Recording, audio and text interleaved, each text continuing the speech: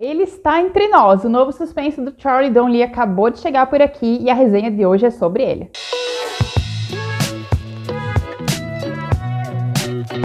Oi pessoal, tudo bom? Eu sou a Cat, estou muito feliz de estar aqui com vocês hoje, espero que vocês todos estejam muito bem e hoje a resenha vai ser deste livrinho que acabou de chegar, que é o novo suspense do Charlie Don Lee. O Charlie é um desses autores que bate ponto aqui no canal, eu já li todos os livros dele, gosto mais de alguns, gosto menos de outros, mas leio tudo que ele escreve e eu acho que ele é um autor muito eficiente porque ele escreve tramas que são de certa forma simples, mas que elas sempre atingem as propostas que ele coloca e que ele almeja. É o tipo de livro que você vai pegar num dia e você vai devorar inteiro de curiosidade. Isso, claro, também acontece com o novo suspense dele, que é o Olhos Vazios. Esse livro já começa com um ritmo bem frenético, porque ele vai começar com um massacre de uma família numa pequena cidadezinha da Virgínia. O livro começa em janeiro de 2013, quando essa família vai ser assassinada e só vai restar uma jovem, que é a filha adolescente desse casal.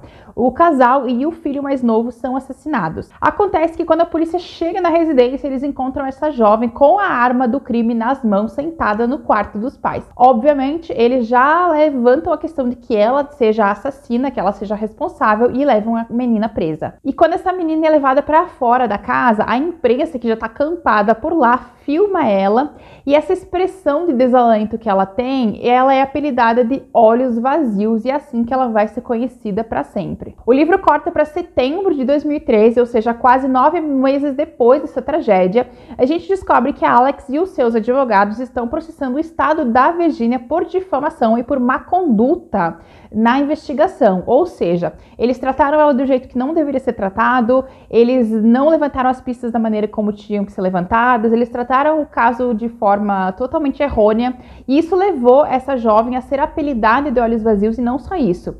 Isso fez com que a imprensa em geral e a comunidade achasse que ela era culpada sem provas disso. Obviamente, isso destruiu a vida da Alex, porque ela não consegue mais ir para lugar nenhum, ela não consegue ir para a escola, ela não consegue pensar em faculdade, ela não pode ficar em casa, porque os fãs do true crime, né, os juízes da moral, etc., que vivem ao redor de crimes, eles começam a infernizar a vida da menina. E por causa disso, por causa de tudo que é destruído na vida dela, ela e os advogados processam o estado da Virgínia e é nesse momento que a gente tá. A gente acompanha brevemente também mais 2 anos na vida da Alex depois desse julgamento, quando ela vai para a Europa buscando fugir de tudo isso, talvez tentando reconstruir a própria vida, mas lá também o seu passado não deixa ela em paz, e porque é um crime que, assim, alcançou proporções gigantescas e o rosto dela é conhecido em muitos lugares. O Don Lee gosta muito de brincar com as questões do tempo, geralmente ele faz passagens progressivas de tempo nos livros dele, e nesse caso também vai acontecer. Vão se passar 10 anos desde a chacina da família da Alex, a gente vai encontrar ela em 2023. A Alex de 2023 é outra garota, ela deixou para trás aquela menina assustada, aquela menina que fugia da própria sombra,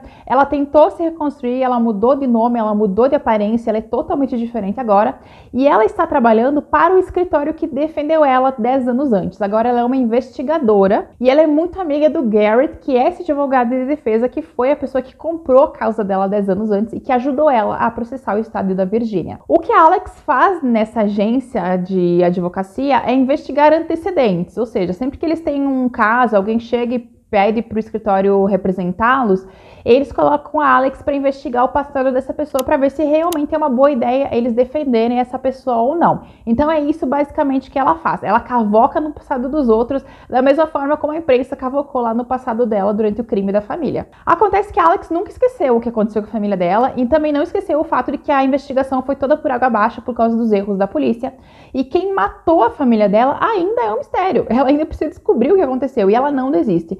Com o passar dos anos, apesar das pistas terem esfriado completamente, ela ainda mantém um quadro com tudo lá montadinho, ela olha para aquilo o tempo inteiro e ela diz que um dia ela vai conseguir solucionar o assassinato da família dela, que também destruiu a vida dela como um todo. É óbvio que sendo um livro do Don Lee, as coisas se costuram em algum momento, né? E tem nesse momento aqui do livro, nessa segunda parte, ela vai fazer 2 investigações para o escritório.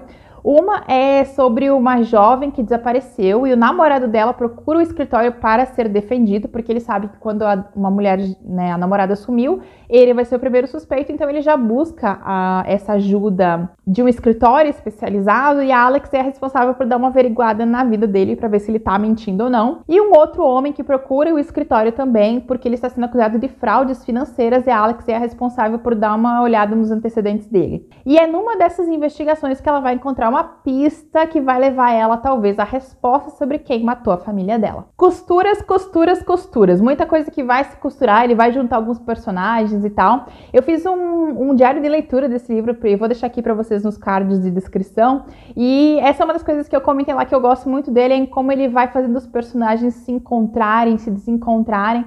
Uma coisa que ele faz aqui, que ele já havia feito nos livros anteriores, é que ele traz personagens de volta. Ele faz uns crossovers com personagens de livros anteriores. Eu sei que tem muita gente que adora isso, então se você é um dos fãs dos crossovers do Don Liam, nesse livro isso vai acontecer mais uma vez. Tem aqui umas 2 ou 3 pessoas que são citadas, tem 2 delas que aparecem por aqui.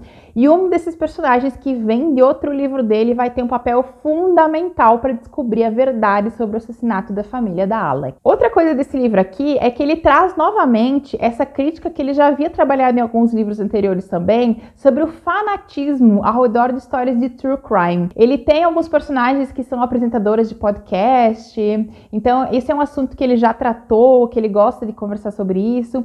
E aqui nesse livro a Alex vai se envolver com esse mundo do podcast, do true crime também, afinal ela é uma das vítimas, né, dessa questão. E o Charlie vai falar muito aqui sobre como isso é perverso em diversas maneiras, como a questão do fanatismo pelo true crime às vezes desconsidera a vítima e acaba dificultando ou destruindo completamente, ou ajudando a destruir a vida da vítima da questão, muito mais do que, né, o do culpado ou do assassino. E a Alex é uma dessas pessoas que ela sofreu embaixo desse fanatismo. Ela não podia sair, ela não podia viajar, ela não podia estudar, ela não podia fazer nada. Mesmo a justiça mostrando que ela não era assassina dos pais dela e nem do irmão dela, as pessoas continuavam parando ela na rua e chamando ela de olhos vazios, enfim, né? E outras coisas mais perigosas e mais intensas. E eu acho que é um discurso bem pertinente, é uma coisa que eu sempre penso muito sobre esse assunto e eu achei muito legal o fato dele ter trazido dentro dessa narrativa, mais uma vez, essa questão. Esse livro tem 2 ritmos, lá no meu vlog eu comentei sobre isso, então eu vou comentar aqui também para que você não estranhe. A primeira parte do livro, que é a parte do assassinato da família e do julgamento e da ida dela para a Europa, é uma parte cheia de cenas muito curtas e bem secas, é umas cenas quase em staccato, assim, elas passam muito rápido e ele vai cortando essas cenas para dar um ritmo acelerado na primeira parte. E eu lembro que eu estranhei isso um pouquinho, eu pensei, nossa, o Charlie tá acelerado, né, o cara tá metendo ali o 220 e vai. E na segunda parte do livro, ele volta ao ritmo antigo dele, que ele usa nos outros livros. Ele volta àquele ritmo mais lento, descrevendo as coisas com mais calma, os personagens também, cada um se encontrando ali e tal.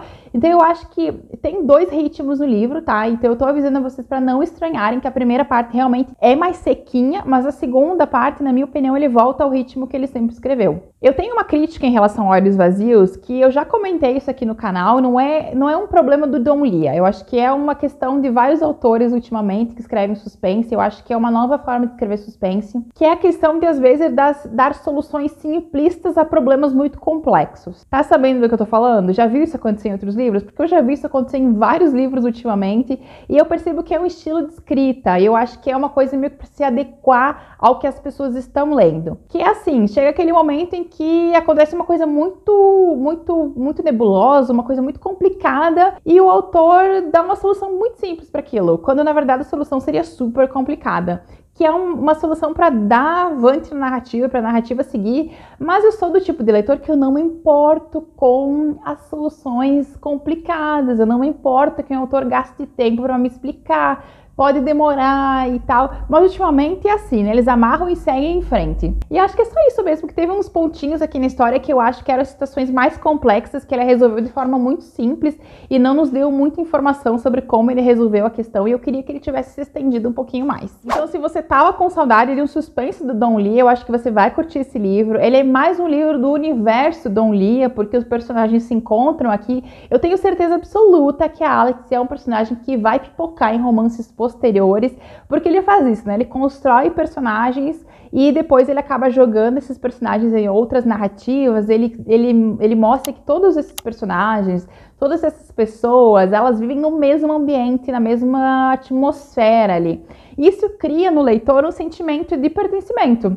E você conhece aquelas pessoas. Quando ele cita aqui o personagem, você fica, ah, eu lembro desse cara, eu já li sobre ele estava lá no outro livro. Eu acho isso legal. Eu acho que isso cria com o leitor uma conexão bacana. Então ele faz isso de novo aqui. É um livro de ritmo acelerado, é dinâmico, tem as características de todo o livro do Charlie D'Aulia que você já leu, vai encontrar aqui também. É um livro curto, tá, pessoal? Ele tem 317 páginas, então, como eu falei, você vai pegar num dia, vai entrar na leitura, vai acelerar no dia seguinte e já terminou. Quando vocês forem lendo esse livro, venham comentar aqui comigo, trocar algumas ideias. Se quiserem comentar spoilers aqui nos comentários, podem comentar. Só lembrem de avisar antes, tá? De botar um spoiler para que ninguém seja pego de surpresa. E agora eu tô doida para saber o que vocês vão achar desse livro. Venham comentar comigo, venham discutir comigo sobre os pontos que vocês gostaram. Essas duas questões que eu pontuei ali sobre o livro, se vocês sentirem também, comentem aqui comigo, porque eu adoro trocar figurinhas com vocês. Lembrando que eu vou deixar link para o livro aqui embaixo no box de descrição, tá bom? Obrigada por me acompanharem em mais um vídeo e aqui no finalzinho eu vou deixar linkado mais 2 vídeos que eu acho que podem te interessar. Beijão!